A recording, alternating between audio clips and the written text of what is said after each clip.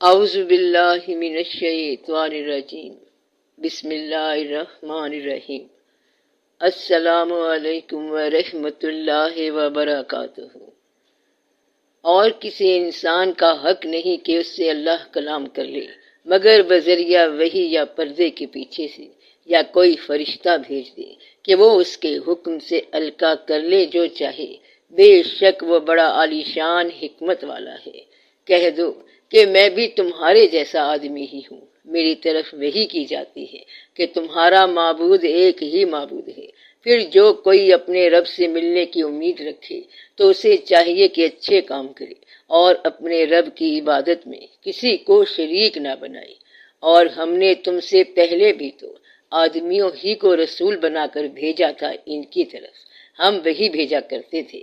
اگر تم نہیں جانتے تو علم والوں سے پوچھ لو جن کے ہاں پہلے پیغمبروں پہ وحی نازل ہو چکی ہے، اور ہم نے ان کے ایسے بدن بھی نہیں بنائے تھے کہ وہ کھانا نہ کھائیں، اور نہ وہ ہمیشہ رہنے والے تھے کہ مجھے بھوک بھی لگتی ہے، پیاس بھی لگتی ہے، اور ضروریات زندگی وہی ہیں جو تم لوگوں کی ہیں، لیکن فرق یہ ہے کہ مجھ پر وہی نازل ہوتی ہے، ڈائریکٹ الہامی خدائی خیال خدا کی طرف سے، اس کے حکم سے، ہر قسم کی آلائش سے، گناہ سے پاک لطیف خیال، خالص الہامی آسمانی خیال کہ انسان صرف سوچ ہے، باقی ہڈیاں اور گوشت ہے۔ اور کہتے ہیں کہ اس کے رب کی طرف سے اس پر کوئی نشانی کیوں نہیں اتری۔ کہہ دو اللہ اس پر قادر ہے کہ نشانی اتارے، اور لیکن ان میں سے اکثر نہیں جانتے۔ نشانی ایسی کہ یہ باقی لوگوں سے ہٹ کر کوئی جسمانی مادی وجودی حرکت دکھا سکیں۔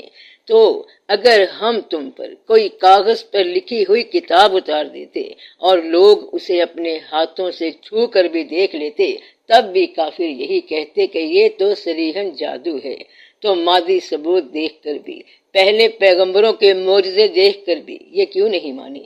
کیونکہ ان کے خیال، ان کے گمان، ان کی سوچ، ان کا من کی آنکھیں بند ہیں، یہ وہ خیال وصول ہی نہیں کرتے۔ تو کیا میں تمہیں بتاؤں شیطان کن پر اترتے ہیں؟ ہر جھوٹے گنہگار پہ اترتے ہیں۔ وہ سنی ہوئی باتیں پہنچاتے ہیں، اور اکثر ان میں سے جھوٹے ہوتے ہیں۔ کیا جھوٹے ہوتے ہیں؟ کہ وہ فلاں انسان پانی پر چلنے لگا، ہوا میں اڑنے لگا، اس نے 40 سال کھانا نہیں کھایا، وہ فلاں 20 سال سویا ہی نہیں، وہ فلاں پورے 2 سال تک پانی پر ایک ٹانگ پہ کھڑا رہا، وغیرہ وغیرہ۔ تو ہم نے ان کے ایسے بدن نہیں بنائے کہ وہ کھانا نہ کھائیں، اور نہ وہ ہمیشہ رہنے والے تھے۔ ان کے رب کی طرف سے سمجھانے کے لیے کوئی ایسی نئی بات ان کے پاس نہیں آتی کہ جسے سن کر ہنسی میں نہ ٹال دیتے ہوں۔ ان کے دل کھیل میں لگے ہوئے ہیں، اور ظالم پوشیدہ سرگوشیاں کرتے ہیں کہ یہ تمہاری طرح ایک انسان ہی تو ہے۔ پھر کیا تم دیدہ دانستہ جادو کی باتیں سنتے جا رہے ہو کہ مرنے کے بعد گلی سڑی ہڈیاں پھر جی اٹھیں گی، ایک اور زندگی آنے والی ہے؟ یہ سب جادو کی باتیں ہیں۔ اور کہتے ہیں ہمارا یہی دنیا کا جینا ہے، ہم مرتے ہیں اور جیتے ہیں، اور زمانہ ہی ہمیں ہلاک کرتا ہے، حالانکہ انہیں اس کی کچھ بھی حقیقت معلوم نہیں، محض اٹکلیں دوڑاتے ہیں۔ ان لوگوں کی مثال جنہوں نے اللہ کے سوا حمایتی بنا رکھے ہیں، مکڑی کی سی مثال ہے جس نے گھر بنایا، اور بے شک سب گھروں سے کمزور گھر مکڑی کا ہے۔ کاش وہ جانتے، مکڑی کا جالا تمہارا دماغ جس میں خیال کے تانے بانے بنے ہوئے ہیں، اور جو شخص اللہ سے ملنے کی امید رکھتا ہو، سو اللہ کا وعدہ آ رہا ہے، اور وہ سننے والا جاننے والا ہے، ہر جاندار موت کا مزہ چکھنے والا ہے۔ پھر ہمارے ہی پاس پھر کر آؤ گے، اور اسی طرح ہم نے تیری طرف کتاب نازل کی ہے۔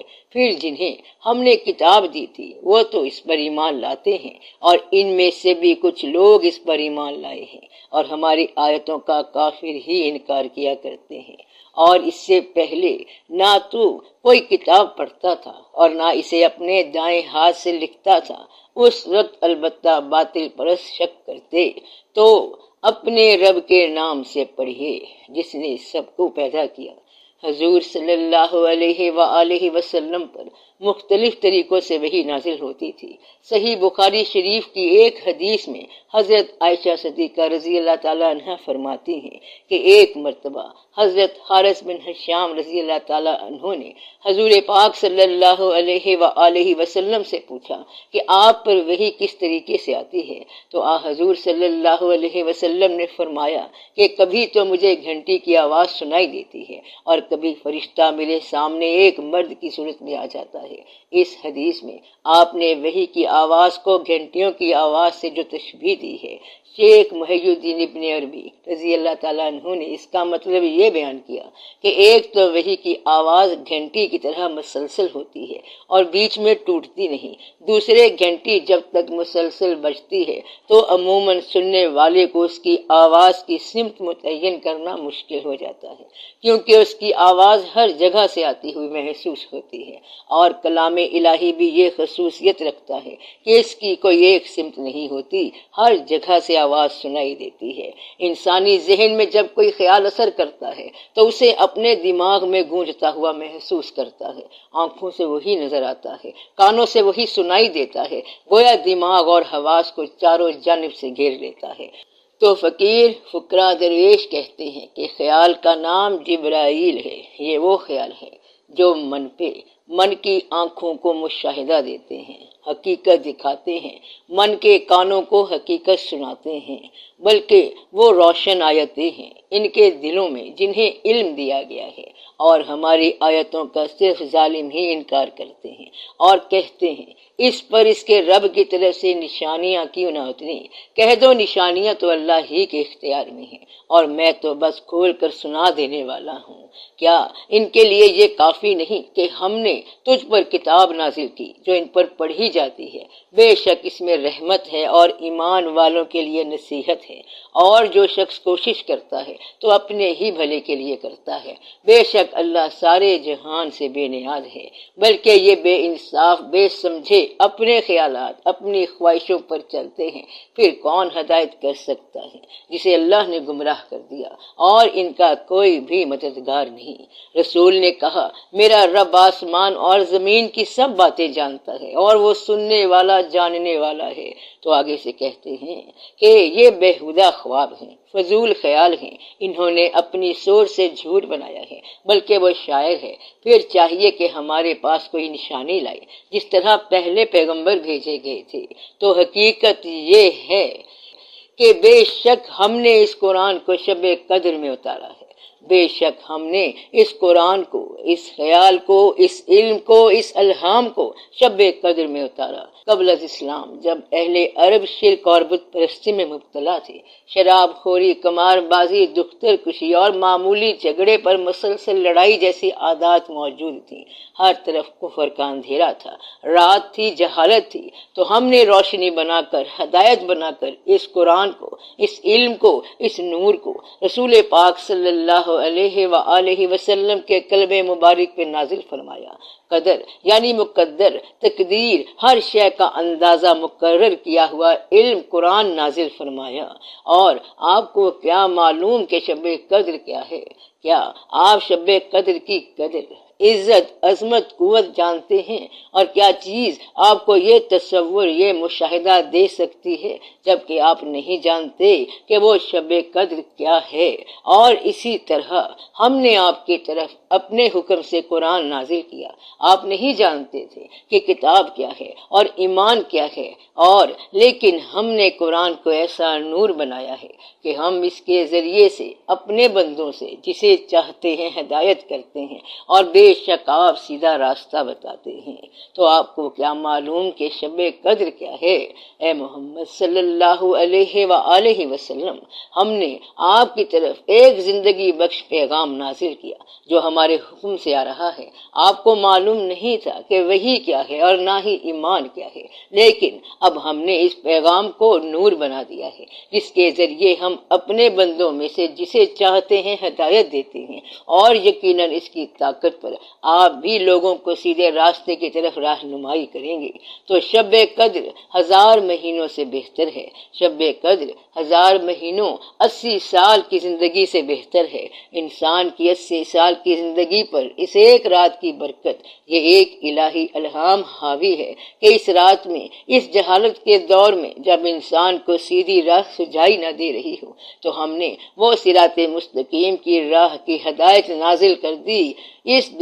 اس میں فرشتے اور روح نازل ہوتے ہیں، اپنے رب کے حکم سے ہر کام پر، ہر قسم کا حکم لے کر انسان کی جسمانی اور روحانی، دنیا کی آخرت کی زندگی کی تعلیم اور تربیت لے کر انسانی زندگی کے ہر پہلو کی ہدایت، اور یہ ہدایت لے کر فرشتے اترتے ہیں یعنی پاک خیالات، اور روح نازل ہوتے ہیں یعنی الہی الہام ہوتے ہیں۔ وہ صبح روشن ہونے تک سلامتی کی رات ہے کہ دنیا کے اس آزمائشی دور میں، اس امتحان گاہ میں، جہاں قدم قدم پر انسان ڈگمگا جاتا ہے، اندھیرے کی گزرگاہ ہے، مسلسل اندھیرا ہے، جہالت ہے، زمانے کی قسم ہے کہ بے شک انسان گھاٹے میں ہے، جہالت میں ہے، اندھیرے میں ہے، اپنے خود ساختہ خیالوں میں گھرا ہوا ہے، لیکن وہ لوگ بچ گئے، ایمان لائے اور نیک کام کیے اور حق پر قائم رہنے کی اور صبر کرنے کی آپس میں وصیت کرتے رہے۔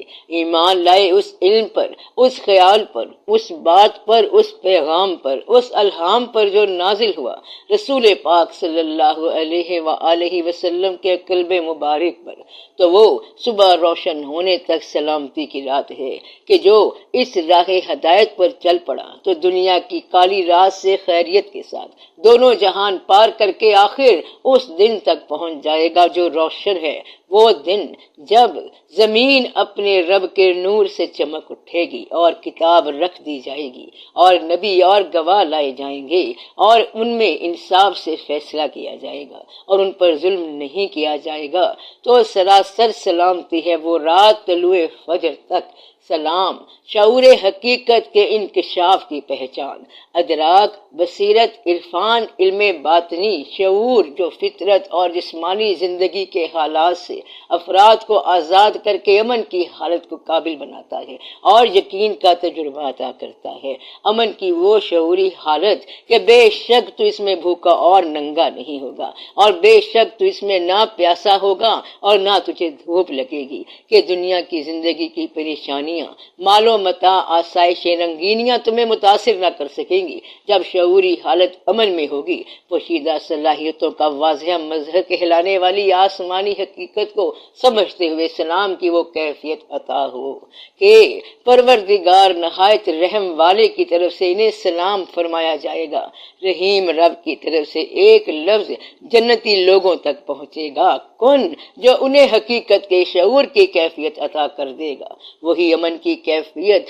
نجات کی کیفیت جو انسان کو ناجائز خیالات اور میلانات سے آزاد کر کے حقیقت کی سوچ دیتا ہے، الہی الہام عطا کرتا ہے۔ یہ کسی بھی قسم کی برائی سے اندرونی امن، تندرستی اور سلامتی کو ظاہر کرتا ہے اور روحانی کامیابی عطا کرتا ہے۔ تو وہ اپنے بندوں سے جس کے پاس چاہتا ہے فرشتوں کو وحی دے کر بھیج دیتا ہے، یہ کہ خبردار کر دو کہ میرے سوا کوئی عبادت کے لائق نہیں، بس مجھ سے ڈرتے رہو، اور کسی انسان کا حق نہیں کہ اس سے اللہ کلام کر لے مگر بذریعہ وحی یا پردے کے پیچھے سے، یا کوئی فرشتہ بھیج دے کہ وہ اس کے حکم سے القا کر لے جو چاہے، بے شک وہ بڑا عالی شان حکمت والا ہے۔ وہی ہے مشاہدہ، تصور حقیقت کی شکل میں سامنے آ جائے، خیال عملی شکل میں وجود کے ساتھ ظاہر ہو جائے اور علم یقین بن جائے۔ وہی ختم ہو چکی، اب صرف خیال رہ گئے ہیں جو عطا ہوتے ہیں رسول پاک صلی اللہ علیہ وآلہ وسلم کے اس علم سے جو اللہ نے ان کے قلب شعور پہ عطا فرمایا، نازل فرمایا۔ وہ صبح روشن ہونے تک سلام کی، امن کی رات ہے۔ تو سارے جہان میں نوح پر سلام ہو، بے شک ہم نیکوکاروں کو ایسا ہی بدلہ دیا کرتے ہیں۔ ابراہیم پر سلام ہو، اسی طرح ہم نیکوکاروں کو بدلہ دیا کرتے ہیں۔ کہ موسیٰ اور ہارون پر سلام ہو، بے شک ہم اسی طرح نیکوکاروں کو بدلہ دیا کرتے ہیں۔ کہ الیاس پر سلام ہو، بے شک ہم اسی طرح نیکوکاروں کو بدلہ دیا کرتے ہیں کہ انہیں کیفیت دے دیتے ہیں یقین کی، حقیقت کی، ادراک کی۔ اور رسولوں پر سلام ہو، پروردگار نہایت رحم والے کی طرف سے انہیں سلام فرمایا جائے گا۔ رحیم رب کی طرف سے ایک لفظ جنتی لوگوں تک پہنچے گا جو انہیں حقیقت کے شعور کی کیفیت عطا کر دے گا۔ تو اب کہو، اے میرے رب، میں شیطانی خطرات سے تیری پناہ مانگتا ہوں، اور میں تیری پناہ چاہتا ہوں اس سے کہ شیطان میرے پاس آئیں، کہ میرے پاس برے خیال اتریں، کہ میرے پہ شر کے خیال نازل ہوں۔ پناہ مانگتے ہیں اپنے رب کی اس شیطان مردود سے، یہ جو لوگوں کے دلوں پر وہم، وسوسے، لالچ، خوف، جھوٹ، برائی، بے ایمانی، نفرت کے خیالات اتارتا ہے۔ اور سب تعریف اللہ کے لیے ہے جو سارے جہان کا رب ہے۔ تو سب کا بھلا، سب کی خیر، جیتے رہو بہن بھائیوں، بیٹے بیٹیوں، فی امان اللہ۔